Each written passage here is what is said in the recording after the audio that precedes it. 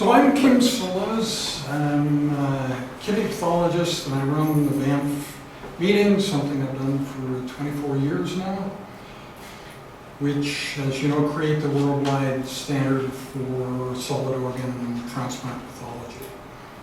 And this year we're proposing a brand new area of pathology would be added, which is tissue engineering pathology. So you may wonder about terms here. Why do I use the term regenerative medicine in the title? And what about tissue engineering? And what about cell therapies? So, first of all, if what I talk about today interests you and you want to pursue it further, it's very easy. We are making this a major focus of the next BAMF CST meeting in early October, and it's also the major focus of the course that I teach, which is called Technology and the Future of Medicine. That course is more accessible to you than you might think because of many factors. The timing is at a time when you can probably go. Most of you are free at 6 p.m. And also, I think the political will maybe to free you up for other sessions is there. So what about those three terms? This is Google Trends statistics on regenerative medicine, tissue engineering, and cell therapy. You can see that tissue engineering as a term beginning in 2005 going through 2016 is kind of trending down. It began as the most common term in news reports and general websites that you could search on Google. It seems to be heading down. On the other hand, cell therapy, which is a less specific term, is heading up. And regenerative medicine seems to have remained relatively constant over this 11-year period.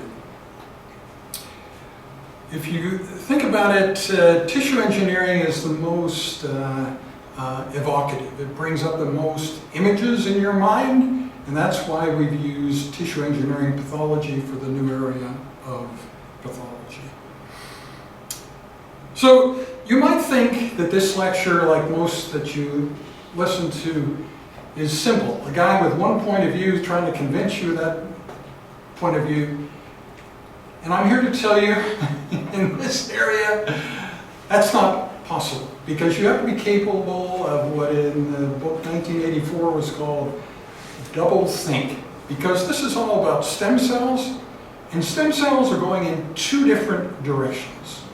Stem cells provide the greatest hope, the greatest promise for the future of medicine, and are the source of the most fraudulent interactions between patients and physicians and medical clinics today. So you would like the situation to be one way or the other, so you feel entirely positive about stem cells, or you feel it's totally evil, but in fact both are true. And both are a really big deal. The positive potential is very big, and the negative activity going on now is very big. It's a $3 billion a year enterprise. These untested therapies, and most of you are thinking of countries like Mexico and China and so on that your patients may travel to get these therapies in so-called stem cell tourism. But did you know there's a lot of stem cell tourism going on within the US? So there are clinics providing these poorly or undocumented therapies in the US, in countries in Western Europe, and so on. So it's not just in countries like China and Mexico that this is happening. It's interesting that here in Edmonton, this remote city off the US map, we're the only big city in Canada that's not on the US map. So we are really remote from the center of things, right? But in this city, you have both the leadership, the Banff classification, and you have Timothy Caulfield, who is here to tell you about the hyping and all the fraudulent things going on around stem cells. And so this is a link to a video of his, very recent, from June of 2015, about stem cell tourism. And in the next few slides, I'm going to list 10 publications from his health law group. You might say, well, which of those 10 should I access? I would recommend you read them all, actually. They're pretty good. And you can feel very proud that this work is going on here in Edmonton.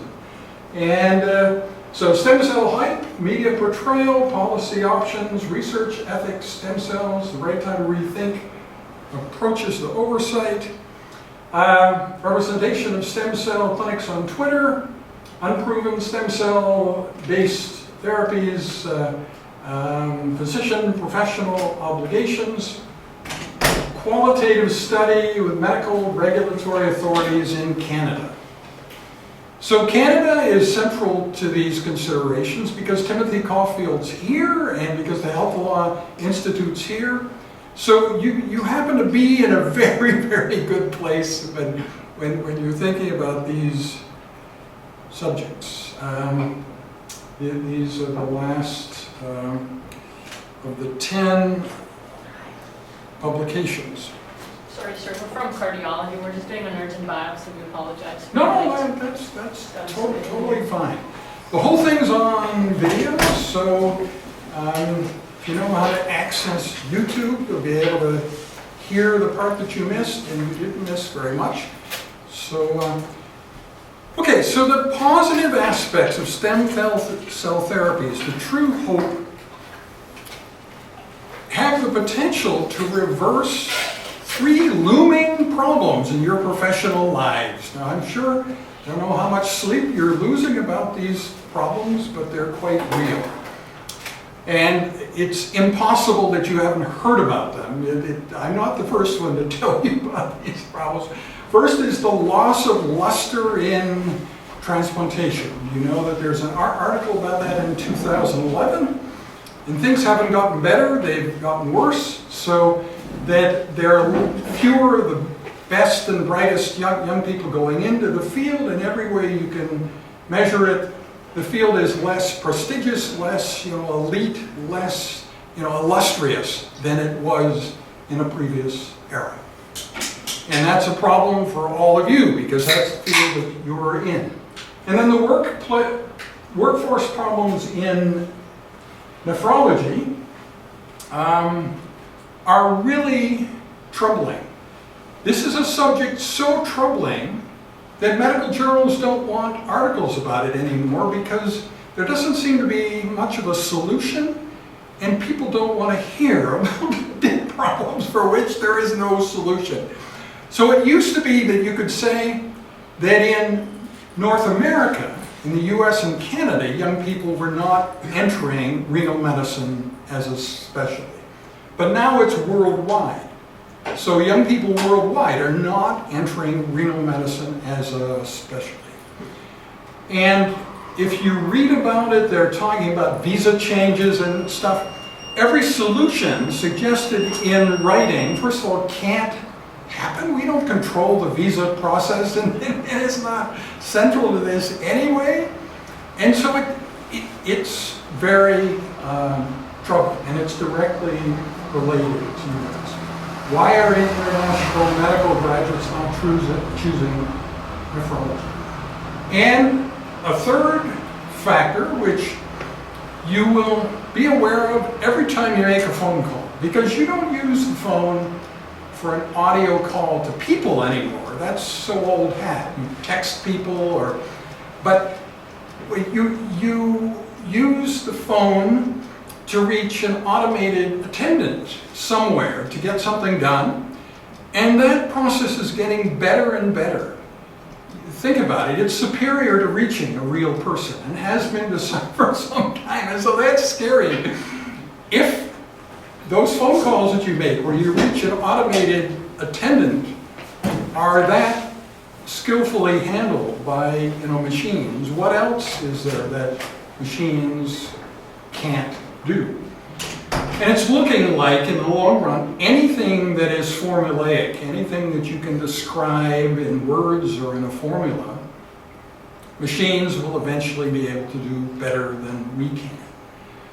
So that is a general problem for you, because ultimately, at least part of what you do, machines may be able to do better. Now there's a word for that, and that is the technological singularity. That's the point at which machines are smarter than the whole human race. Not than individual humans, but the whole aggregate human race. And you can imagine when that point occurs, the world's going to be very different. And the status of human beings in it is going to be very different. The predicted time for that is 2045. It's just 30 years from now. If any of you are thinking you won't be around in 30 years, you're wrong, because longevity is also increasing. So what I'm talking about is a part of your life. You will experience this. And every human being with a high status job needs to think about the possibility, as has already happened in aspects of law, for instance, that what used to be an integral part of what you only could do, machines are now able to do. For me, for instance, it might mean that one day I come in and I've got, virtual microscopy and virtual slide and so on, and various computerized systems of pathology reports and so on. And one day the system wakes up and says, "Hey, Dr. Soles, have you noticed you've been making a lot of mistakes lately? Why don't you let me do it?" And that's not just a problem for me. It's also a problem for all of you. And so when you think this stem cell business, those stem cell people can never solve these three problems for me. They'll never do it. You're right. They'll never do it. But with you, with them, we can do it. And these things, this stem cell biology part of medicine, is not something separate from the medicine you practice. It's mainstream. It's there. It's on the cover of the most highly respected journals that you read. So it is a part of your life. It is not something that some other category of professional is doing. It's something that you will be doing. And if you combine the two, if you combine what you know, the traditional knowledge in the fields that you come from, with what stem cell biologists and physicists know, then this can move ahead in a very positive way and turn out quite well in the long run. And then solve these three problems in your professional life. What do I mean by that? I mean that I've already talked about 2045, right? When the machines in the world are smarter than the entire aggregate human race. And I would argue that if things go well, that nephrologists and renal pathologists might be like the only professional group still employed in 2045, because the challenges are just great enough, and it requires some uniquely human skills there. So if you embrace what I'm talking about, if you think of it as a part of the future of your professional life, it can be quite exciting and productive. If you believe that this is the province of other people in some other field and has nothing to do with you, then I think you're going to be left behind. So the Banff classification started in 1991. It uses scoring of histologic lesions and various formulas for deciding whether rejection is present, what kind of rejection it is, cell-mediated, antibody mediated. And that now exists for all solid organs. So is that the way tissue engineering pathology is going to be? Is it also going to be biopsy and anatomical pathology based? You can imagine that it might be heavily based on soluble biomarkers, so we're not at all certain that it will be like this. I think the modality by which tissue engineering pathology is practiced is still unknown exactly how that will come about. Some of you are aware of the ViaCyte project with encapsulated pancreatic beta cells. There, it would be extremely difficult to sample the actual cells, whereas sampling the fluid is very easy.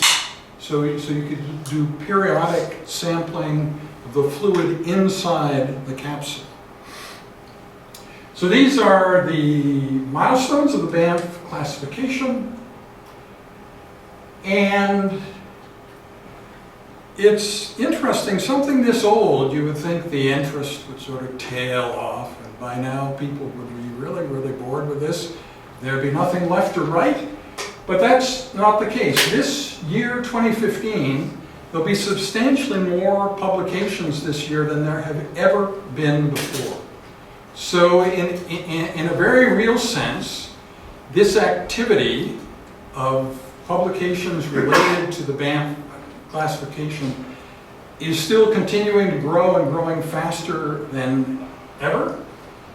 And in AJT, 3 of the top 4 cited AJT articles are Banff classification articles. And the Banff 2003 meeting report is the most cited AJT paper. And you can imagine with tissue engineering pathology added to this and the Banff classification of tissue engineering pathology that the number of publications per year will rise even greater than this. So this is the Banff process. It's probably unlike most meetings you've gone to, in that traditionally a lot of the meeting is devoted to consensus generation, to negotiation. So, and it's a meeting in which people are very dedicated. There are scheduled talks, and there are time before and after the scheduled talks. And I used to organize recreational things for people to do before and after, and find that they were staying behind to do things related to classifications and so on. So it's very spectacular the way in which that happens at this meeting. You can hold a meeting in one of the most attractive cities of the world, and people do not disappear from the meeting to sightsee. It's the only meeting that I know where that is the case. So the people seem to feel that what we're doing is important. This is the current structure. I won't go over all. Some of those names you would recognize. Michael Mengel will be my successor in 2019. The chair of the Banff Foundation, which is the entity supporting this, can serve for only 6 years, so he will take over from me in 2019. And we imagine this process might go on forever.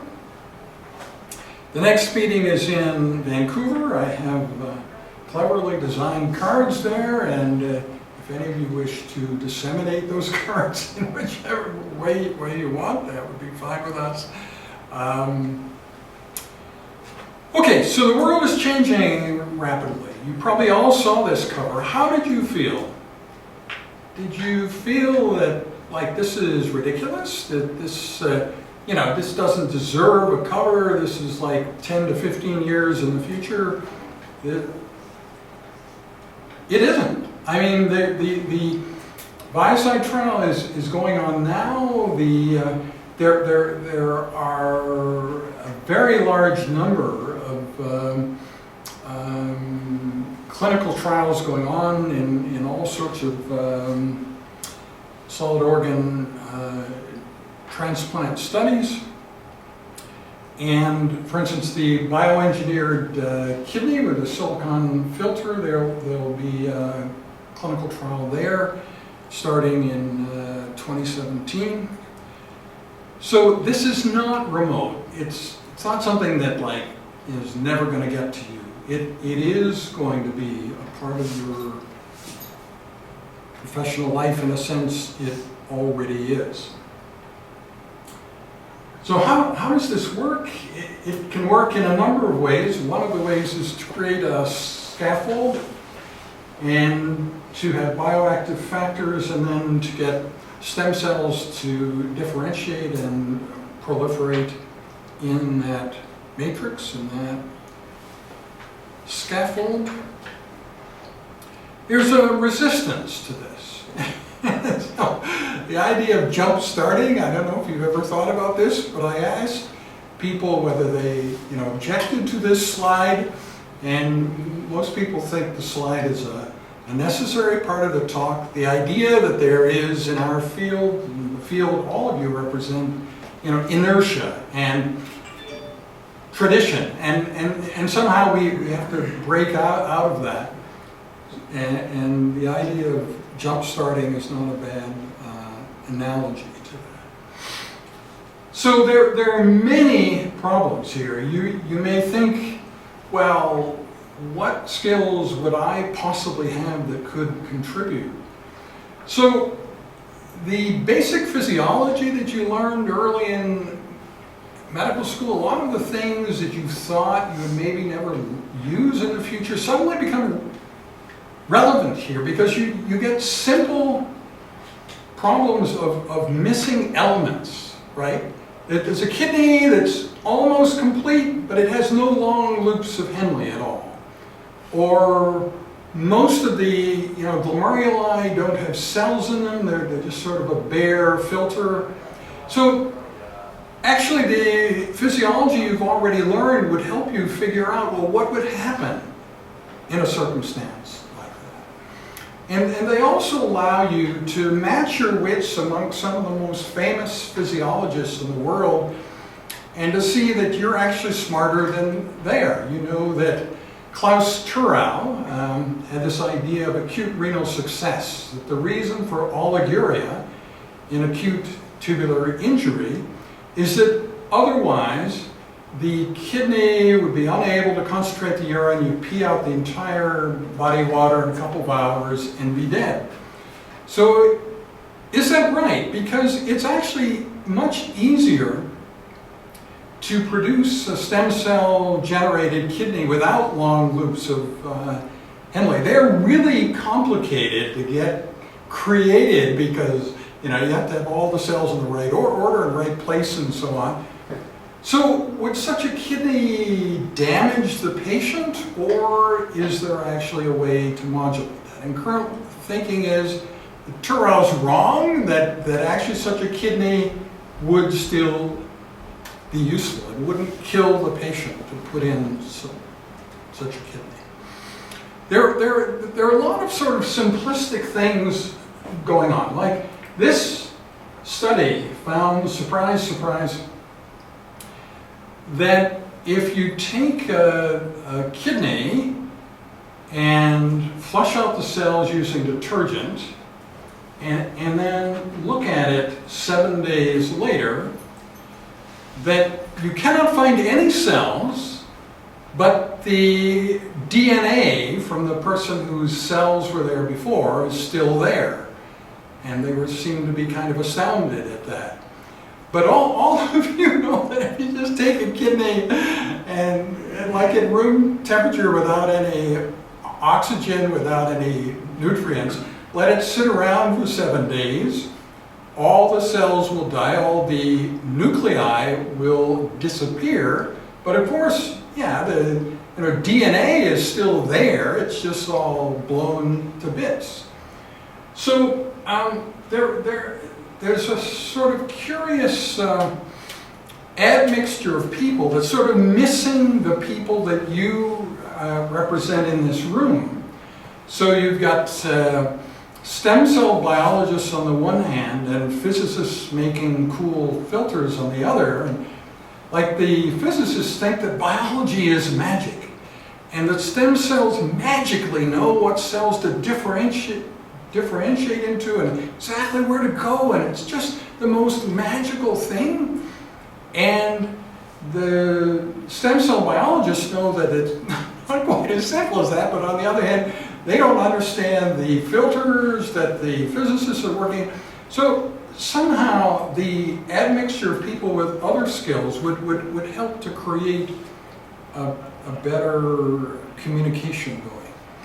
So you're in Canada. Is this in the public interest in Canada? Are Canadians interested in this? Yes. So there is very strong interest in regenerative medicine in general and in tissue engineered organs in Canada, so the public wants this. Okay, so in the course that I teach on technology and the future of medicine, as I've told you, we talk about the technological singularity, when machines are smarter than we are in 2029 and smarter than the whole human race in 2045. But for you, what is kind of the singularity for you? You know, I think it is indeed the successful generation of the organ of greatest interest to you from stem cells and some sort of scaffold, you know. And so that's what's shown here with the heart. So you take a normal heart and you flush out the cells using detergent so it turns white, and then you instill stem cells and so it starts to get pink again, and that's the general construct for what you can do in every organ.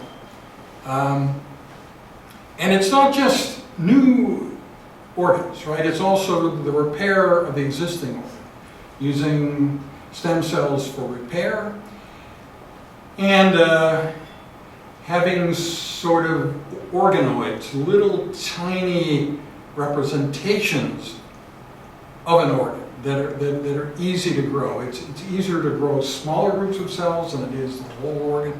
So a lot of different variations on this theme of stem cell generated organs. What can go wrong? Why would you need pathologists? Wouldn't it just be simple? You create a perfectly normal organ.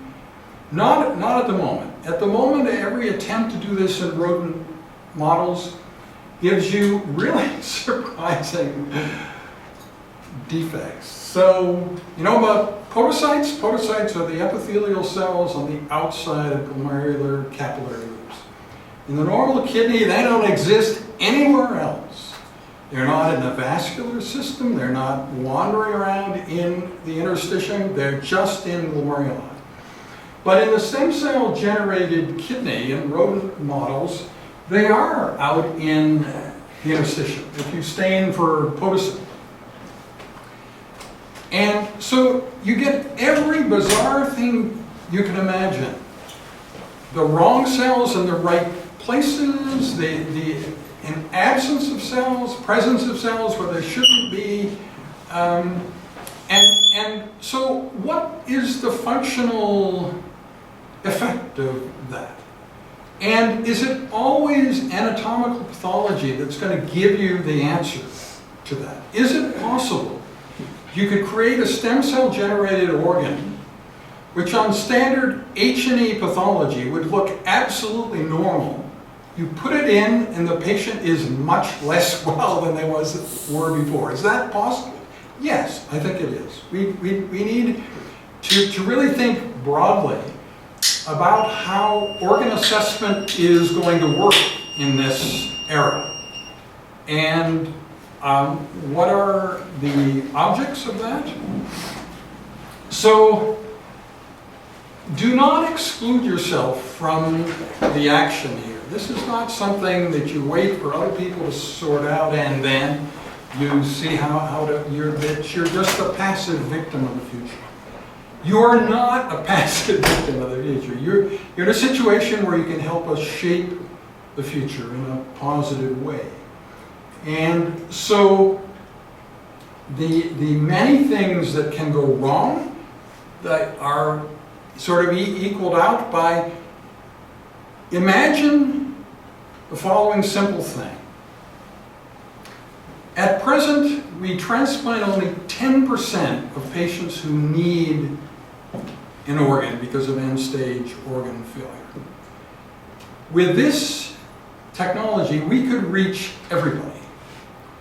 Now, initially, like all new things would probably be, expensive and only for, elite and a few high-profile centers.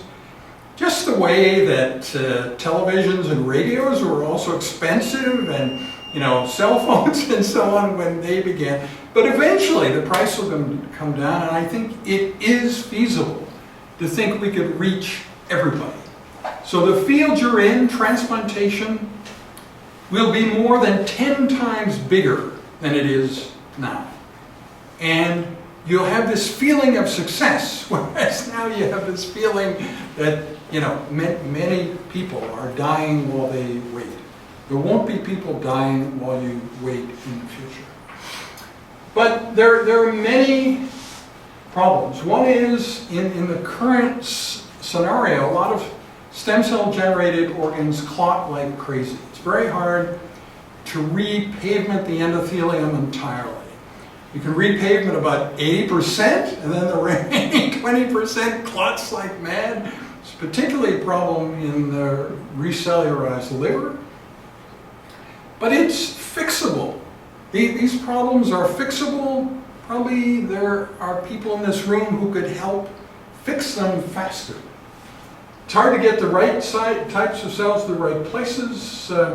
Podocytes seem to be terminally differentiated cells. It's hard to culture them. Kidney progenitor stem cells have been difficult to identify, and for that reason, kidney work has lagged behind. And so there are many old-fashioned questions of physiology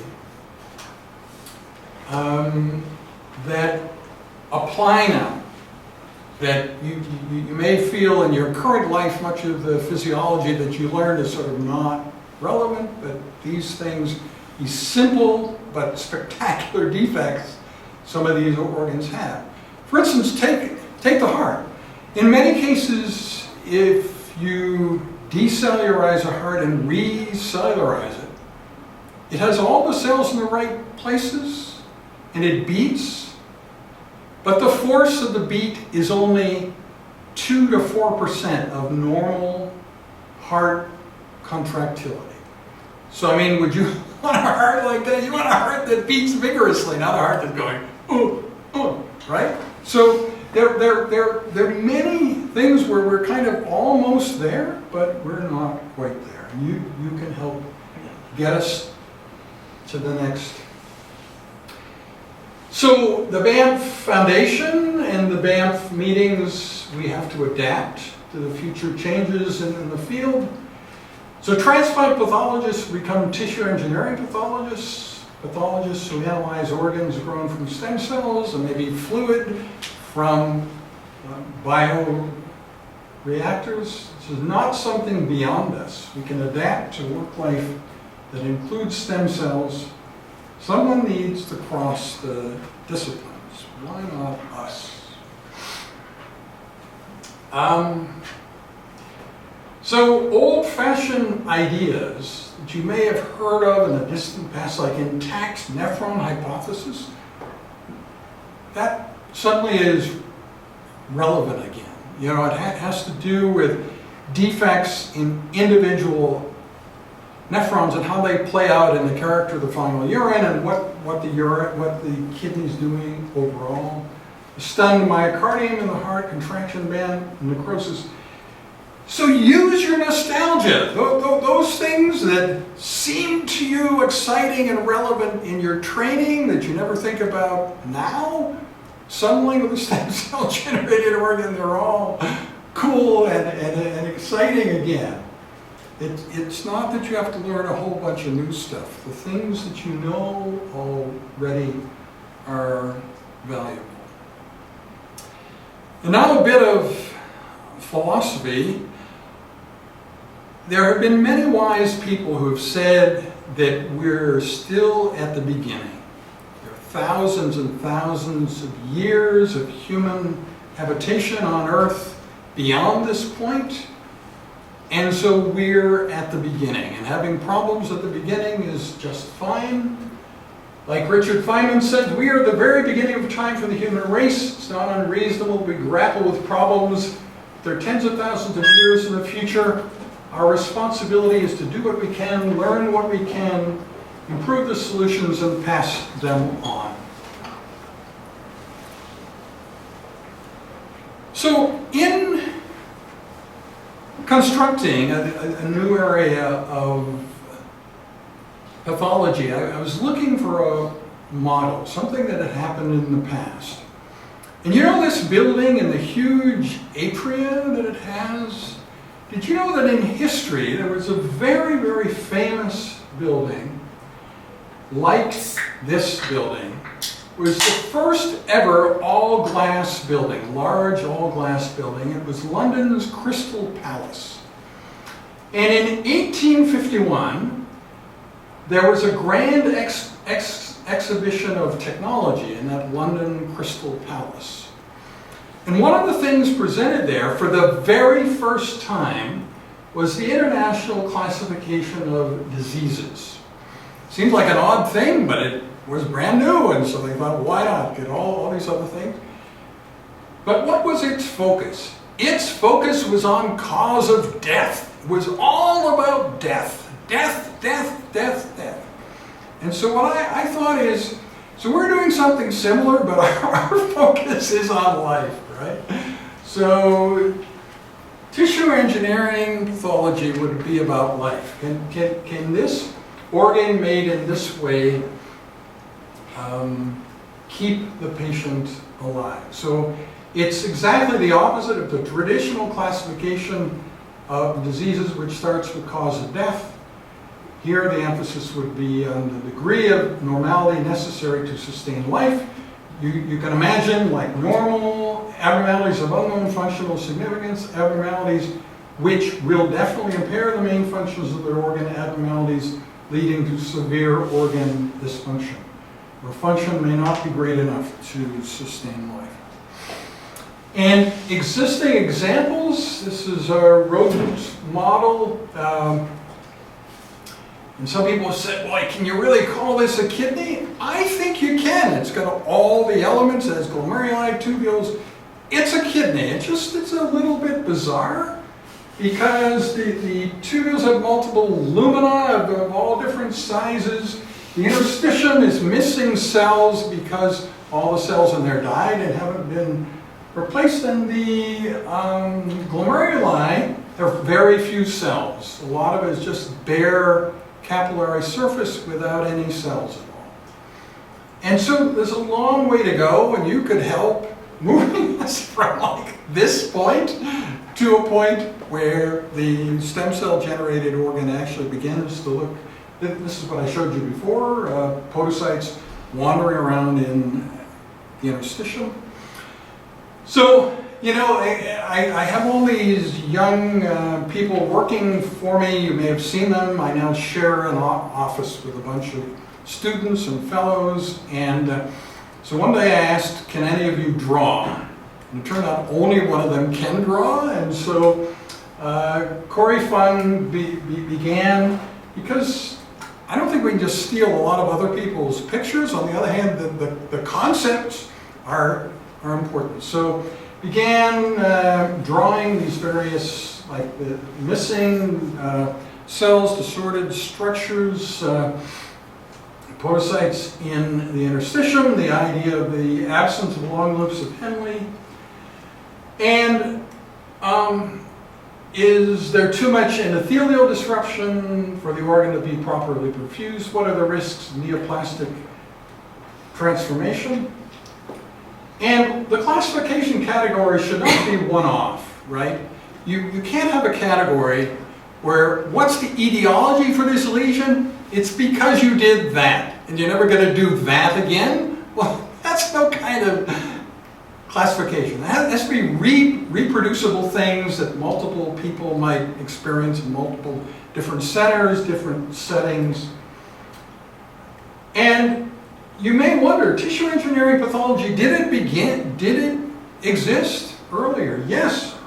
Goes back to 1967, where the first paper ever about reaction to scaffold material was published. It was really dull.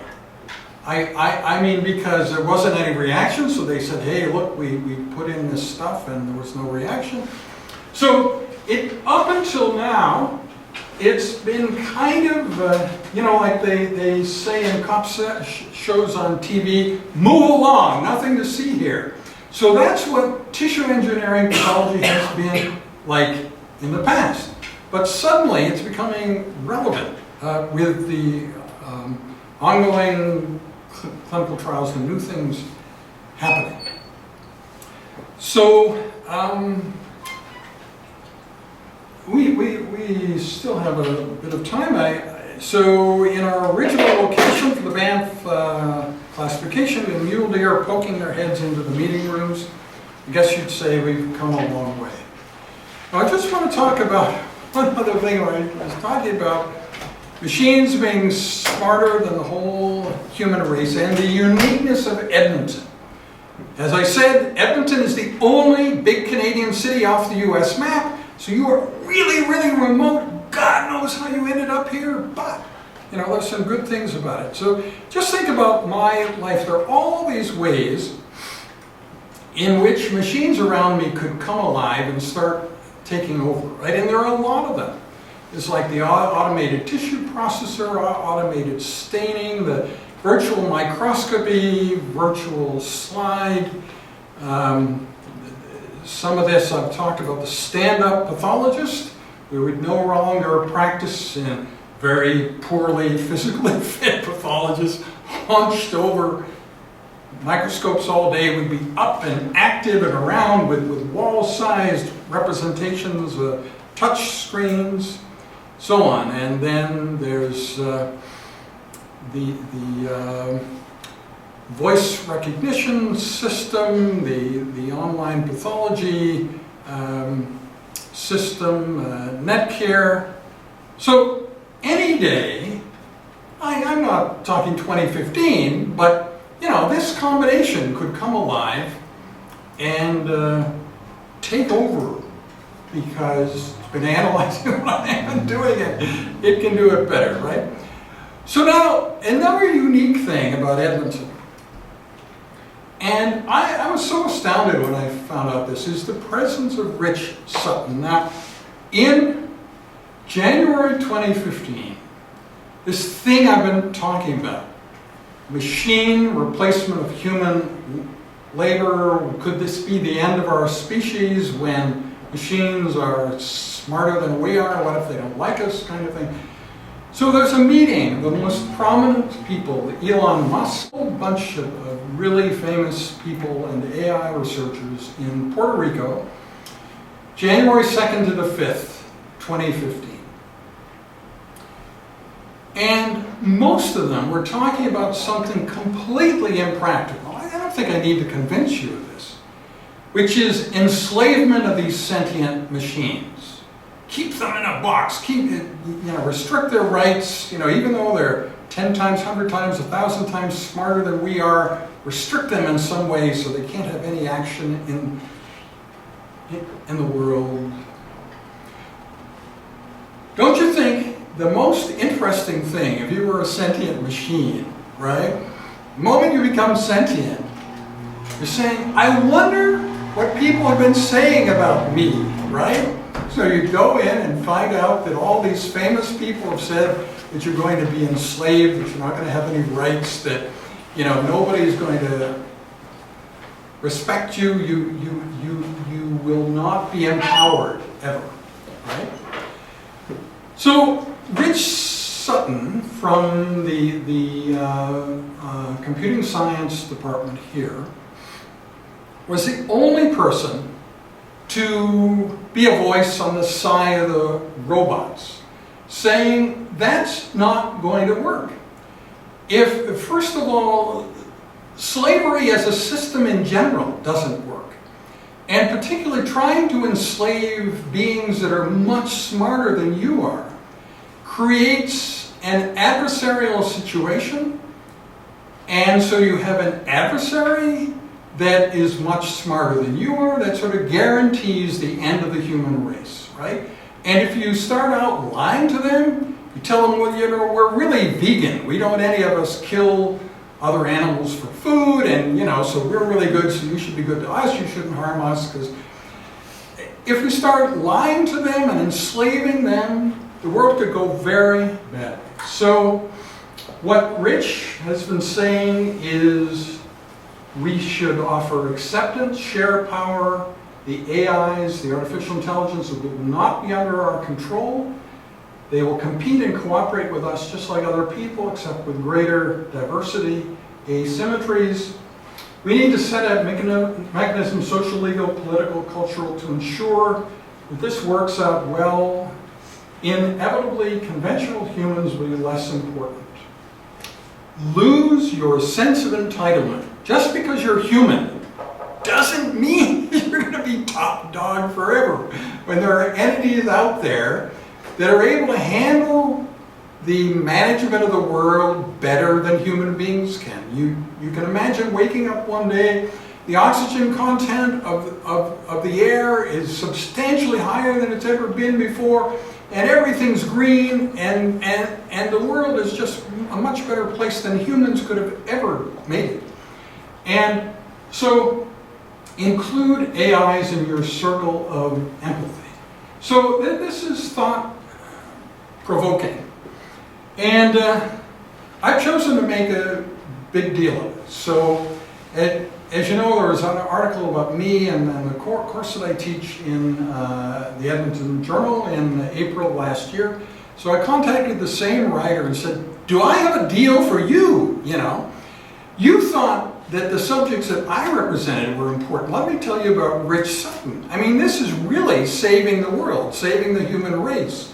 So you, as a journalist, by promoting this idea, can do a great deal of good.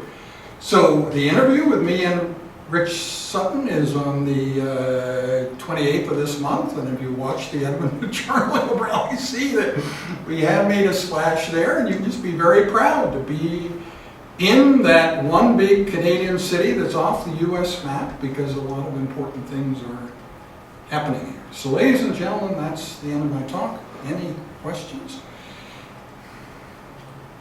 There's often a kind of stunned silence. That was what happened last year. And finally, one brave guy, I think... Richard, probably.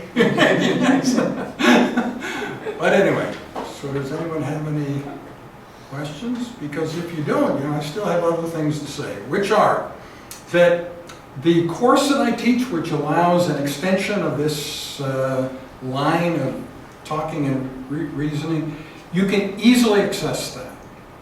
First of all, as I've said, some of the sessions are at 6 p.m. You are likely free then. And the sessions in the afternoon, if you make a strong enough case to the people who run your training program, they might be able to free you up. So I really think that's worth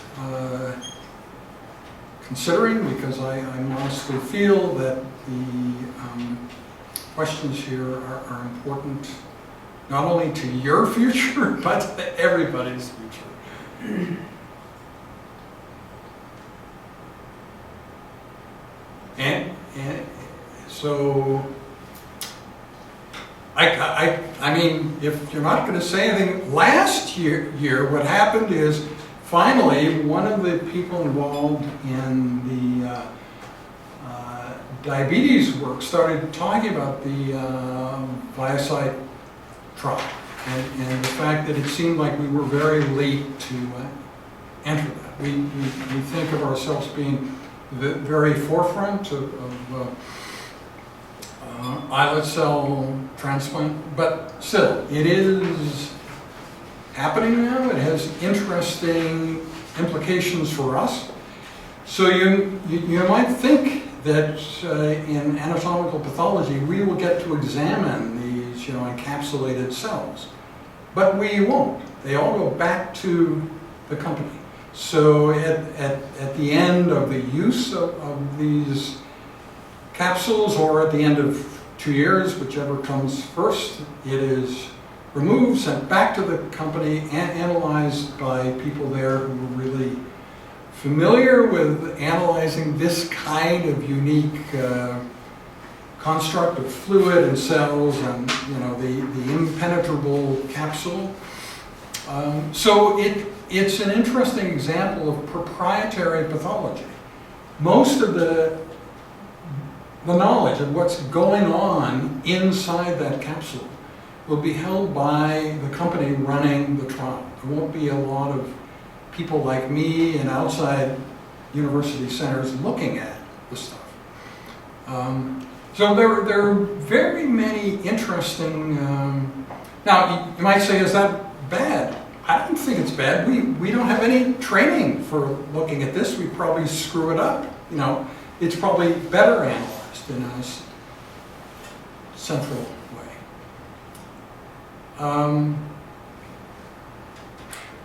So let me ask you some questions. When I say that the field will expand 10 times, do you think that I'm wrong? No. Okay, so that's really exciting for you. In the long run, that creates enormous professional possibilities for you all. All the things that are scarce now won't be. It's what we in general call a post-scarcity world. I can talk about that more, but you find YouTube videos about me talking about apocalypse and utopia. The utopian outcome is where every morning now you wake up and you just accept a lot of things you want, you can't have. It's just the way the world is. In a future utopian situation, you can imagine that would not be true.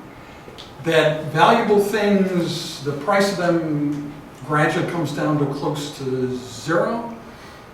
Everybody can have them. Experiences you might like to have. Virtual reality is better than real reality, can be shared with friends. So suddenly this idea that there are things you want, you can't have, or things you want to do that you can't do, that barrier is going to be gone. And so that's just a more general case of the idea that the field that you're in could be more than 10 times larger and much more vibrant and successful, and could be saving lives right and left with no one left behind. So that possibility is out there. I'd like to inspire you a little bit to think about that. And then those 3 problems in your professional life of the loss of luster, that's gone, right? You have big time luster then. If the field is that big, and if we're providing organ replacements for everybody who needs it. The idea of the best and brightest young people worldwide not going into renal medicine, which is the case right now, that will also cease, because suddenly the kidney becomes the moonshot. It is the most complicated organ for stem cells to create a functional organ. And so when we do that, it's going to be really, really exciting. And so people will gravitate towards such an exciting field when we're doing that. And as I've said, there are enough challenges there that even though people are losing their jobs right and left, and people are just accepting when they're born they'll be on permanent vacation their whole lives because they can't possibly have a skill, it's better than what robots can do, you'll be an exception to that, because these challenges are sufficiently complicated that they'll still need human beings like you to help. What about if I'm not a nephrologist, like a cardiologist? Yes. Like No, well, is going to beat me, or? No. I think cardiology is substantially ahead. The heart is a simpler organ. And, at the moment, the fact that the regenerative medicine recellularized heart only beats with 4% of the force of a normal heart, that's a big problem, but it's an eminently solvable one. You know, the problems with cardiac innervation, pacemaker, you know, all that stuff. It's something that the existing knowledge that you have of the heart, you can be one of the people who helps bring those organs from 4% to 100%. So suddenly the regenerative medicine created heart beats with the same force as a normal heart. And you could be responsible for that. It's a little bit simpler than some of the challenges in the kidney. So I think you're in a very favorable circumstance.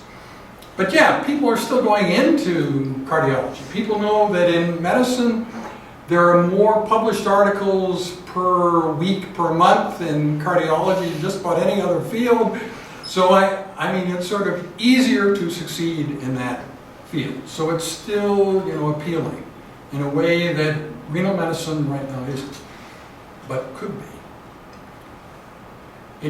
It used to be that it was felt that the real intellectuals in medicine were all inhabiting nephrology positions, you know, and everybody was jealous of these great minds. That could become the case again. It isn't the case right now. So at the moment, I would say people have greater respect probably for cardiologists than they do for... No, they were saying the nephrologist is the best internist. Yes, Yeah, yes. that's what they were saying. Yeah, no, I think that's still true. Yeah. Well, you seem to have opened up a little bit. We've had one question, or is anybody brave enough to have a second question? Come on, what's the worst that could happen? You know, 100 years from now, your question could be the one that sets us off on exactly the right track to solve things in the right way. Okay, and I meant what I said about coming to the course. We have faculty members coming to the course, so it's not like it's beneath you. So we have a combination of really bright, exciting, dynamic young people, really charismatic young people, as young as 18, 19, and senior faculty, so it wouldn't hurt you to come. These glossy pieces of paper there, and my intention wasn't to take them all back. If some of you would like to walk out of the room with them, that would give me a great deal of pleasure. You know, you can put them up on the wall. Yeah. Yeah, no, thank you so much. Very interesting talk. Thank you. We are living now the virtual reality anyway. Like Yes. my avatar is much better than me. I create in my video games. He's more richer. He's Yeah. looking. Yeah. You ready? No, that's right. Virtual reality is getting better and better. The Turing test has been passed in video games, but it really hasn't been passed in real life. But in video games, you can compare a player that a machine is running with a player that a human being is running, and you cannot always tell the difference. So now machines are as good at playing video games, or look to be as good as a human being. So that in that sense, it's quite exciting to think that the Turing test was passed first in video games. So remember that the next time you play, and when you play against someone else, are you sure that's a human that you're playing against? Okay, thank you very much. Thank you.